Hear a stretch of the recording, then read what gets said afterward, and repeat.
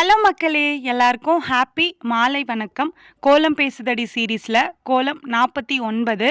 நான் நேத்தே சொல்லியிருந்தேன். ரோஸ் கோலம் தான் அப்படின்னு சொல்லிட்டு, அத தான் எடிட் பண்ணி உங்ககிட்ட ஷேர் பண்ணியிருக்கேன். நான் வந்து இந்த கோலம் என்ன நெனச்சு உட்காந்தேன்னா, ஃபர்ஸ்ட்டு தான் நம்ம உட்காந்தோம் நெனச்ச மாரி வரல.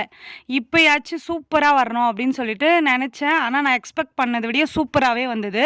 கீழ வந்து செம்மண் நான் நார்மலா இதுக்கு முன்னாடி ஒரு வீடியோல கூட சொல்லியிருக்கேன். செம்மண் போட்டு மொழுகினா இன்னும் கொஞ்சம் டார்க்கா தெரியும் அப்படின்னு சொல்லிட்டு. எனக்கு வந்து கொஞ்சம் லைட்டா தெரியிற மாரி இருந்தது இதுக்கு முந்தின வீடியோலலாம். அதனால நான் செம்மண் போட்டு மொழுவிட்டு அதுக்கப்புறம் கோலம் போட ஸ்டார்ட் பண்ணேன். சூப்பரா வந்துச்சு. ஈஸியா போடுறது எப்படின்னு சொல்லிட்டு தான் இதில நான் சொல்லிக் குடுத்துருக்கேன். நான் என்ன நெனச்சு கோலம் பேசுதடி சீரிஸ் ஸ்டார்ட் பண்ணேன்னா, கோலம் தெரியாதவங்க கூட ஈஸியா பார்த்து போடணும் அப்படின்னு சொல்லிட்டு தான், நான் இப்பவும் அந்த மைண்ட் செட்ல தான் நான் கோலம் போட்டுட்ருக்கேன்.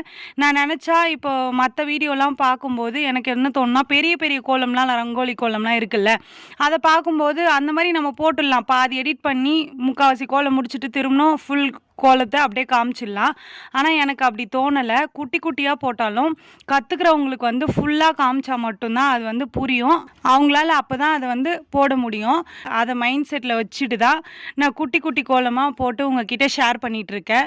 இன்னைக்கான விளாக் வீடியோ வந்து நான் இந்த வீடியோவுக்கு கீழ குடுக்குறேன். Long video. அத போயிட்டு பார்க்காதவங்க பாருங்க.